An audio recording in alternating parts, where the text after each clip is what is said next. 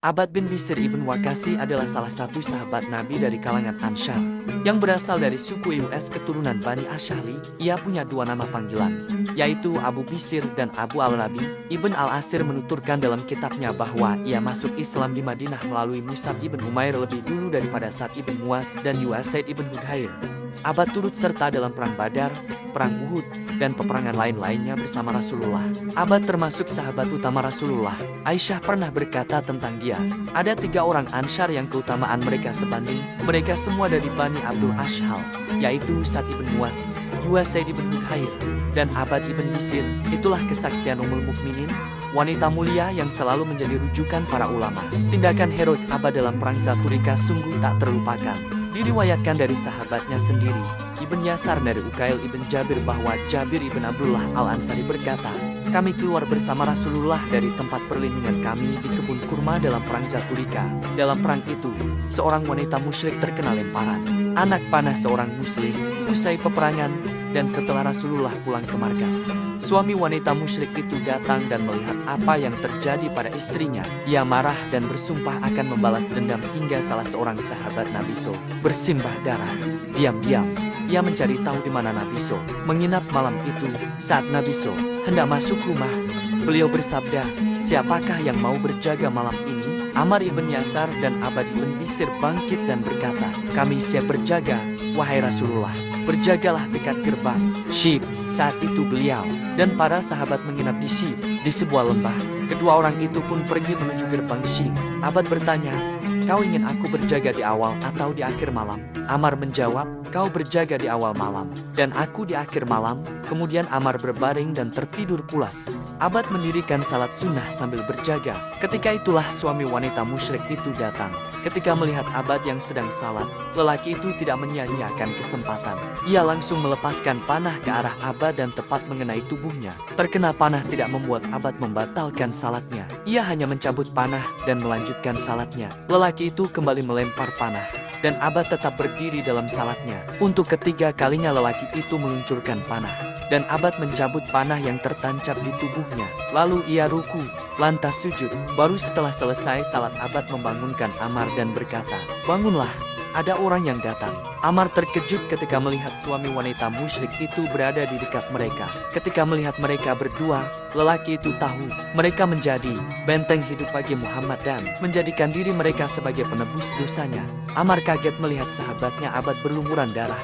Subhanallah, kenapa kau tidak membangunkanku saat pertama kali kau terkena panah? Abad menjawab, aku sedang membaca salah satu surat dan aku tak mau memutuskan bacaanku sampai selesai. Saat beberapa anak panah menancap di tubuhku, aku pun menyelesaikan salat membangunkanku.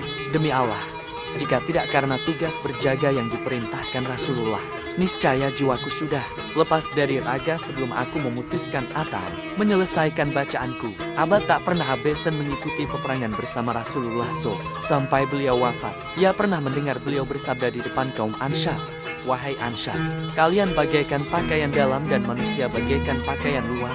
Maka, jangan mengikuti orang-orang sebelum kalian. Pada saat itu, kaum Ansyar ingin agar tidak ada lagi orang yang lari dari medan perang seperti yang terjadi saat perang Uhud dan Hunain. Ucapan Rasulullah itu menegaskan bahwa mereka adalah para penolong agama Allah dan Rasul-Nya. Janji setia yang pernah mereka ucapkan di Akabah benar-benar mereka tunaikan. Sedikit pun tak terlintas dalam benak mereka keinginan meninggalkan Rasulullah sampai beliau wafat menghadap Allah. Mereka teguh memegang janji yang pernah diucapkan meskipun beliau telah tiada. Satu bagian yang menarik dari perjalanan hidup Abad adalah kebersamaannya dengan Muhammad ibn Salamah, Abu Abbas ibn Jabir, Abu Nailah, dan Al-Harits ibn Uwais ketika mereka berebut membunuh Ka'b ibn Al-Ashraf, seorang Yahudi yang sangat membenci dan memusuhi Nabi serta kaum muslim. Abad membagi kehidupannya menjadi 2 bagian. Waktu malam ia gunakan untuk ibadah dan membaca Al-Quran, sedangkan siang harinya ia manfaatkan untuk berjihad melawan kaum kafir. Kebiasaannya membaca kalam Allah setiap malam sangat menarik hati setiap orang yang mendengarnya. Pada suatu malam, saat ia menunaikan tahajud di Masjid Nabi, suara bacaannya yang lembut terdengar hingga kamar Ummul Mukminin Aisyah. Saat itu Rasulullah berada di sana. Beliau bersabda kepada istrinya, ini suara Abad bin Bishr. Aisyah menjawab, benar, wahai Rasulullah. Ya Allah, ampunilah dia. Menurut Ibnu Al-Athir, ya Allah, adalah salah satu sahabat. Adakah sesuatu yang lebih diharapkan dari yang berasal dari suku US keturunan Bani dalam kitab Musnad dua nama panggilan? Ada sebuah hadis yang diriwayatkan dari Abu Basi bin Asad dari menuntunkan dalam kitabnya bahwa Sabit dari Anas bahwa Usaid ibn Khair Mayer abad ibn dari Bisir menemani Rasulullah dan Usaid pada suatu malam. Kemudian mereka keluar meninggalkan beliau.